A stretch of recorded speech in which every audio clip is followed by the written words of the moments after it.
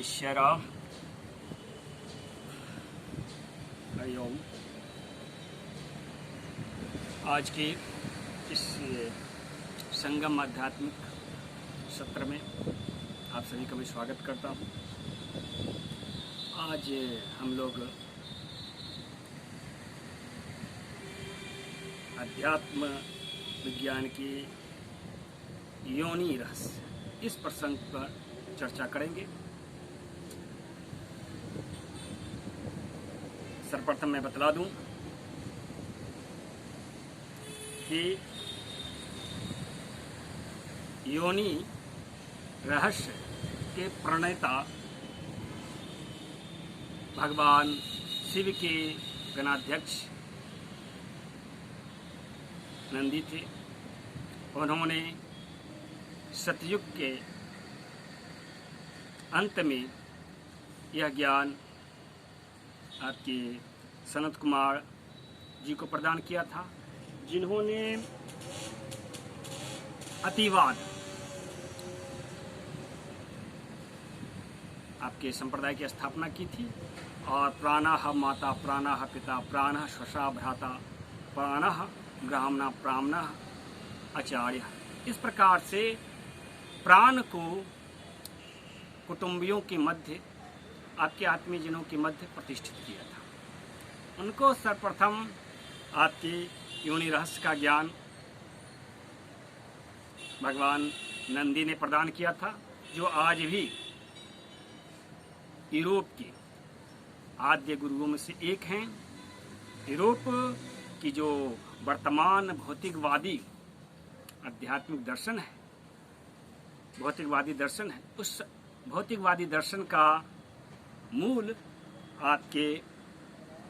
की स्थापना नंदी ने की थी। तत्पश्चात उनके इसी संप्रदाय को, जो उन्हें पाशवत संप्रदाय कहते हैं, उसमें से एक और संप्रदाय विभक्त हुई। उसका भी प्रचार, धर्म अध्यात्म ज्ञान का प्रचार प्रसार करने का तरीका बिल्कुल आपके इसी पाशुपत संप्रदाय से ही प्रेरित था। नाम था भगवान वामदेव। उन्होंने वहाँ कौलाचार संप्रदाय की स्थापना की थी और मध्य पूर्व एशिया, यूरोप के वो आद्य गुरुओं में से ऐत्रेय उपनिषद इस तत्व को प्रमाणित करती है। साथ ही साथ सप्त सिंधु सभ्यता की जो पुरालेख है, सप्त सिंधु सभ्यता की वर्णमाला के आधार पर जब आप एट्रुस्कन सभ्यता के पुरालेखों का अध्ययन कीजिएगा, मिस्र की सभ्यता का अध्ययन कीजिएगा, पुरालेखों का, 33 संप्रदाय के पुरालेखों का अध्ययन कीजिएगा, तो आपको यह प्रामाणिकता की प्राप्त होगी, सत्यता की प्रमाणित होगी। तो आज हम लोग का प्रसंग है योनि रहस्य।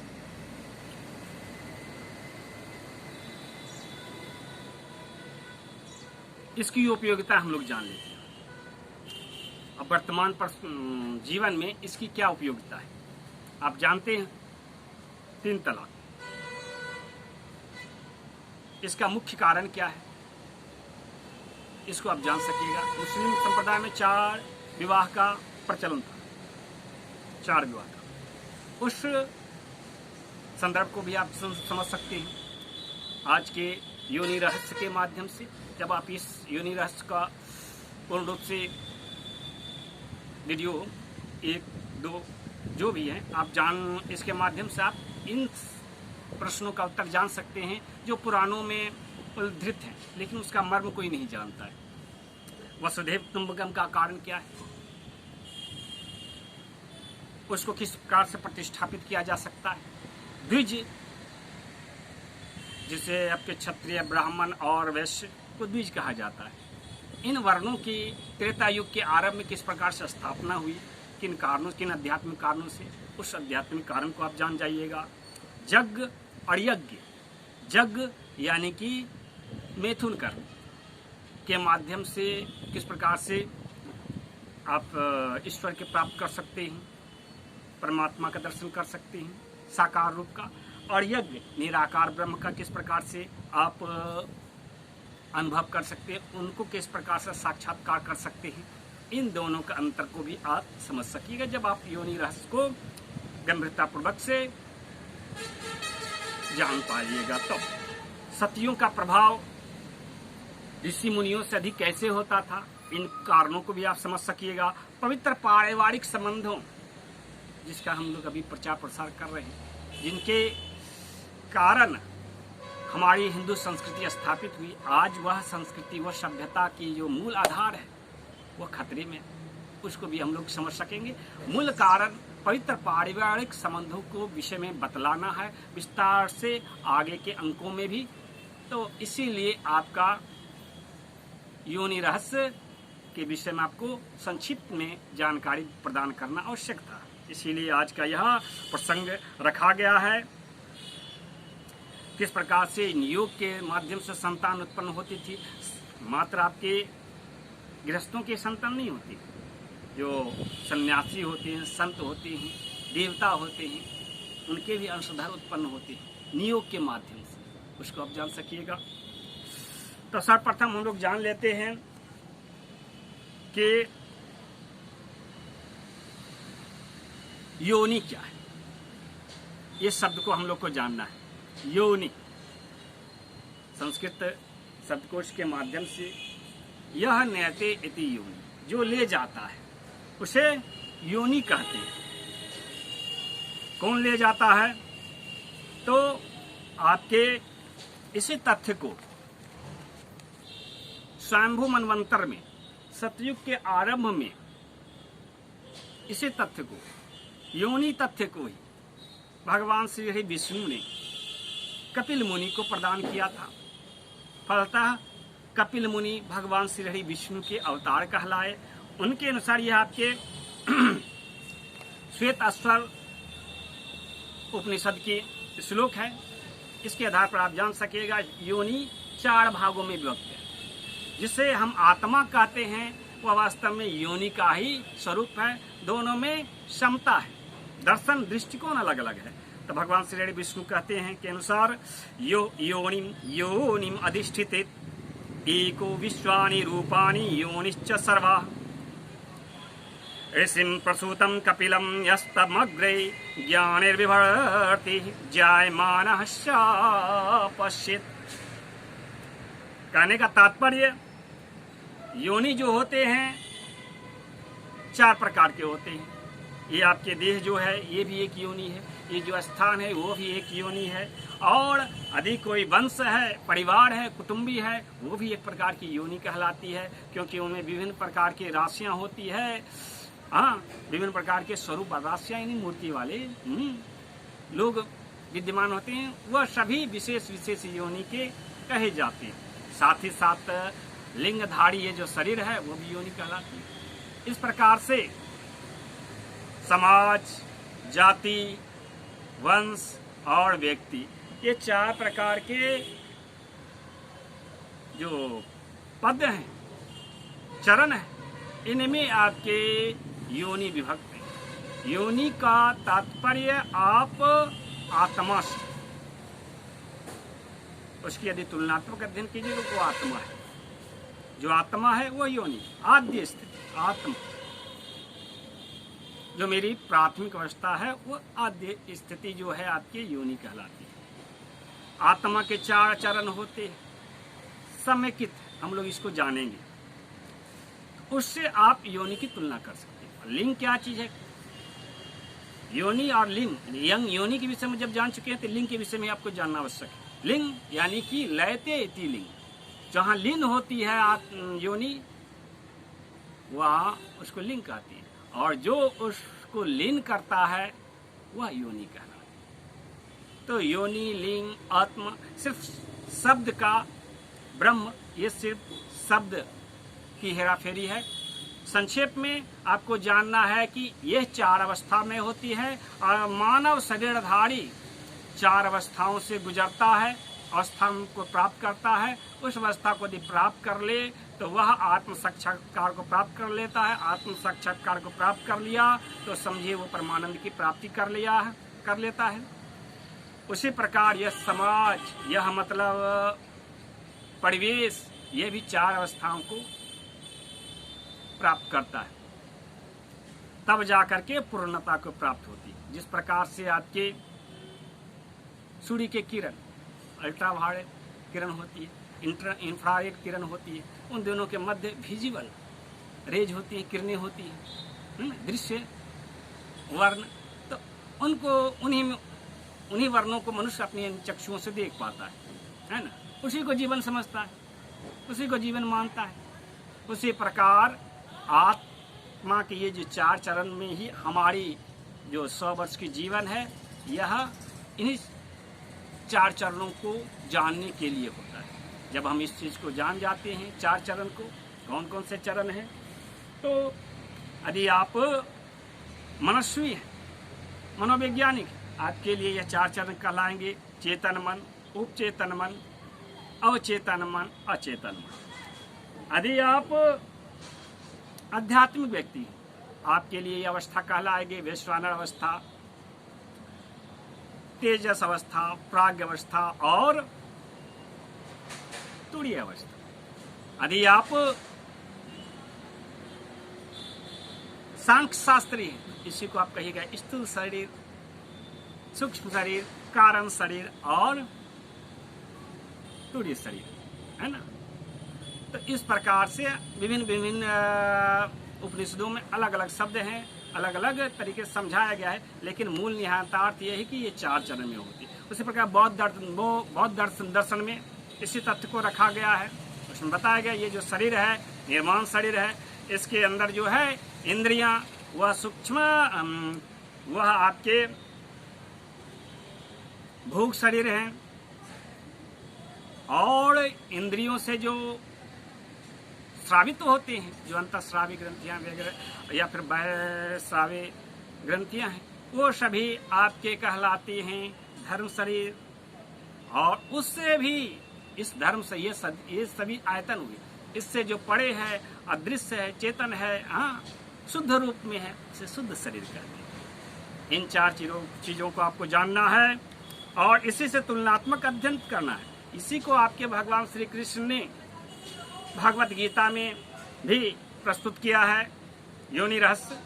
उन्होंने कहा है अधिभूतम क्षरो भाव पुरुषश्च अधिदेवतम अधियज्ञो अहम एव अत्र देहे भृतांबर अक्षरम ब्रह्म परमम स्वभावो अध्यात्म उच्यते। अध्यात्म भगवान ने यही कहा, अधिभूत अवस्था, फिर अधिदेव अवस्था, फिर 3य स्तर पे आपके अधियज्ञ अवस्था, 4थी अवस्था आध्यात्मिक अवस्था, 4 अवस्था। जब ये 4 अवस्था को आप जान जाइएगा तो अब फिर योनि को समझना और उससे तुलनात्मक अध्ययन के माध्यम से आपको आत्मज्ञान प्राप्त करने में आसानी हो। योनि शब्द सामाजिक शब्द है, सरलता समझने के लिए। योनि जो ले जाता है, कौन ले जाता है, किसको? मन को ले जाता है, वाणी को ले जाता है, विचार को ले जाता है, भावनाओं को ले जाता है। आकर्षित जो करता है उसको योनि कहती है। आकर्षित वही करता है जो आपका आत्मीय है। ये 4 प्रकार के होते हैं। ब्रह्म योनि, ये जो आपके पुंडरिक सहस्त्राषाढ़ हैं, यहाँ पर ब्रह्म योनि होती है। ये कंठ, इसको इंद्र योनि कहा गया है संस्कृत शब्दकोश में। सामाजिक दृष्टिकोण से हम लोग अध्ययन कर रहे हैं अध्यात्म का। और ये जो नाभि है, इसको कहा गया है विष्णु योनि। विष्णु योनि कह लीजिए, नारायण योनि कह लीजिए, या मातृ योनि कह लीजिए। माता अपने गर्भ में अपने शिशु से उसकी योनि के माध्यम से बंधा हुआ रहता है। शिशु अपनी माता से गर्भ में इसकी योनि से बंधा हुआ रहता है, तभी उसका जन्मोपरांत शिशु के नाभि काटा जाता है, माता से पृथक किया जाता है। तो इस और एक होता है आत्म योनि।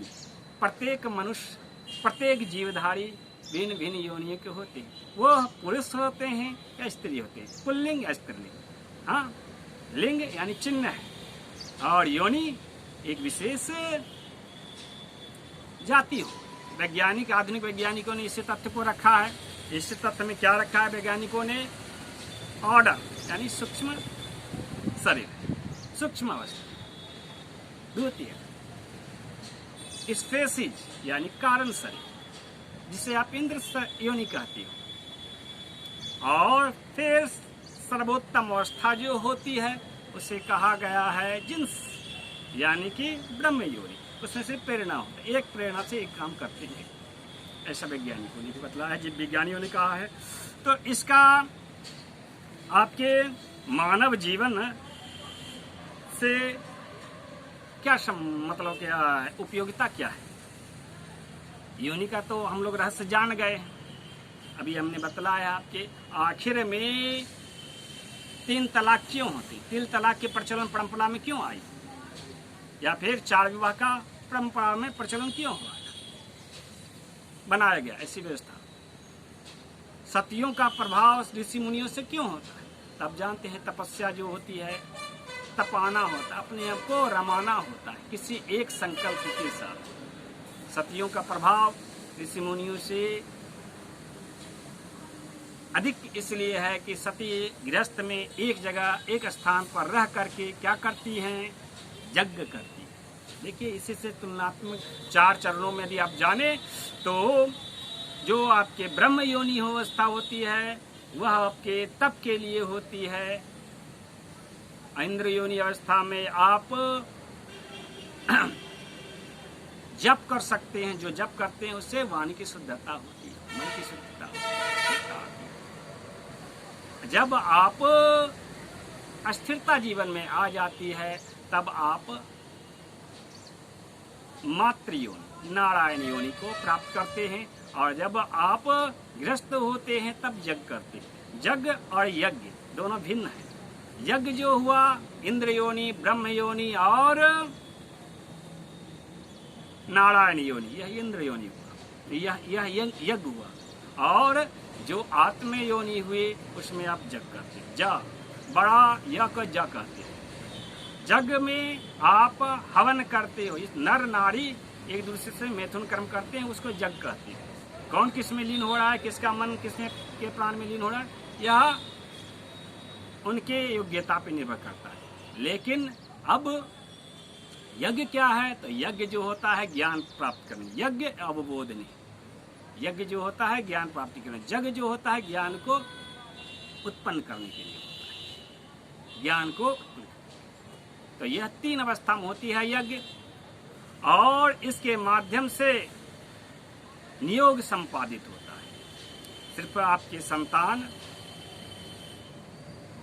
गृहस्थों की नहीं होती, साधु संतों की होती, उनकी भी चेतनाएं किसी से आकर्षित हो गए अनायास, अद्यपि वो किसी से आकर्षित संकल्प, किसी से भावना आसक्ति नहीं रखती, बावजूद इसके उनसे कोई आसक्ति रखता है तो फलता स्खलन हो जाता है, उस स्खलन से संतान उत्पन्न हो। इस प्रसंग को फिर बाद में जानेंगे। तो आज हमने क्या जाना कि योनि 4 प्रकार की होती है। कौन कौन से 4 प्रकार की होती है? ब्रह्म योनि, इंद्र योनि, विष्णु योनि या नारायण योनि और आत्म योनि। इन चारों में आपके 4 तथ्यों को जानते हैं। ब्रह्म योनि यानी सामाजिक परिवेश जो है वहाँ तक जिसका प्रचार प्रसार होती है वो योनि, उसका कारण। योनि यानी कारण भी होता है, रूप भी होता है, और प्रजाति भी होती है, राशि जिसको कहते हैं, और आपके लिंग भी होते हैं। ये 4 चीज होती है। तो ब्रह्म योनि जो है इस 4 तथ्यों को लेकर के चलते हैं। वो 4 तथ्य क्या हैं? वह परिवेश। इंद्र योनि में आप जाति में जो आपके नाम रूप गुण कर्म के हैं उसको आप जान सकते हो, आपके जैसे कर्म वाले जो है ना वो सबको जान सकते हो। वंशधरों के लिए पहचानने के लिए आपके सूक्ष्म लोक के आपके इंद्र क्या कहते हैं इसको, नारायण योनि है, उसके माध्यम से नाम रूप के माध्यम से अपने वंशधरों को जान सकते हैं। और आत्म योनि में आप गृहस्थ बन करके अपने परिवार पर्यावरण है ना, उस पर्यावरण को आप पवित्र कर सकते हो। तो इस प्रकार से 4 के विभाग में आपके आत्मा को हम जान सकते हैं। और आत्मा को जानने के उपरांत क्या होगा? आत्मा को जानने के उपरांत हम अस्थिर चित्त हो जाएंगे, स्थितधि हो जाएंगे। और स्थितधि हो गए तो फिर सभी के प्रति आत्मीयता की भावना हो जाएगी। अब वर्तमान में जो तरह तरह की कामुकता, लोलुपता आप देखते हो, मति भ्रष्टता देखते हो विद्वानों में, संतों में, नेताओं में, वह रुक सकती है। आज के लिए इतना ही। नमो नमः।